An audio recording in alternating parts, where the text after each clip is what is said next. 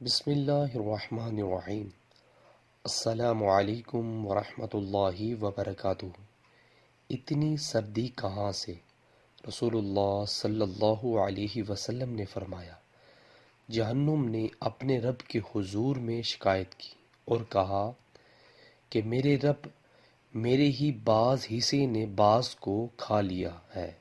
اللہ تعالی نے اسے 2 سانسوں کی اجازت دی، ایک سانس سردی میں اور ایک گرمی میں۔ تم انتہائی گرمی اور انتہائی سردی جو ان موسموں میں دیکھتے ہو، اس کا یہی سبب ہے۔ اللہ اکبر۔ صحیح بخاری کی حدیث۔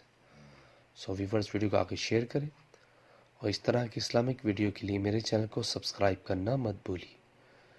جزاک اللہ۔ السلام علیکم ورحمۃ اللہ وبرکاتہ۔